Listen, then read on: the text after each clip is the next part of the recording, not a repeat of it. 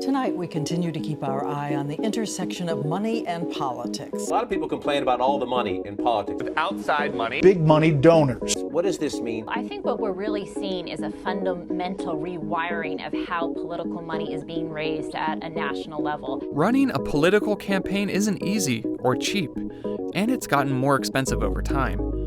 To be competitive, candidates and their campaigns must get their message in front of voters, and that can mean sending mailers, buying signs, and running print, television, and digital ads. And all those expenses add up. So, how do campaigns pay for all those things? Political contributions. Here's how that works. For candidates at the federal level, individuals can donate up to $2,700 per candidate per election. Individual donations can help fill a campaign's coffers no matter how small the donation. But spending on political causes doesn't stop with campaigns. Other groups can reach out to voters to help try and sway their votes. One kind of group, called political action committees, or a PAC, can contribute up to $5,000 to candidates each year. PACs make contributions on behalf of others. And PACs have been around for a long time, since the 1940s. Since Citizens United, new groups called super PACs have sprung up. Super PACs can be started by corporations, unions, and other groups. Unlike PACs, however, super PACs cannot contribute directly to a campaign. So, what makes them so super? Well, their spending on advocacy for candidates or issues isn't capped, and neither is how much money they can raise. Campaigns, PACs, and super PACs must disclose their donors to the Federal Election Commission.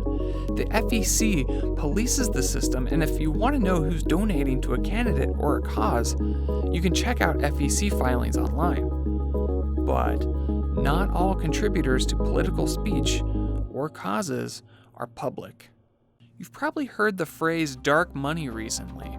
Dark money refers to political spending that comes from organizations that don't have to disclose their donors. Those groups are nonprofits that, similar to super PACs, can raise unlimited amounts of money. For dark money groups have come under a lot of scrutiny lately. Critics of dark money say that donors should be identified because voters deserve to know who's behind the messages. Supporters of the groups say the anonymous nature of the donors helps protect donors, meaning individuals, corporations, or other groups, from retaliation by those who may disagree with their political views. During the 2016 election cycle, more than $6.5 billion was spent on presidential and congressional elections combined, and many Americans are concerned with the influx of money in politics. A Pew Research poll in May found that 77% of Americans support limits on political spending. Only 20% of Americans say groups should be able to spend unlimited amounts. Proponents of political spending say that more money equals more speech, which helps educate the public on issues and candidates. Advocates against unlimited money in politics say the money can compromise the integrity of candidates and elections and could lead to preferential treatment for large donors over ordinary citizens. No matter which side of this argument you're on, you won't be insulated from the bombardment of political speech hitting the airwaves this election cycle. I have a super PAC, Colbert Super PAC. Yeah. As far as I can tell, the difference between a PAC and a super PAC is a cover letter. Because I formed a PAC, but a PAC can only take so much money and it can only spend so much money.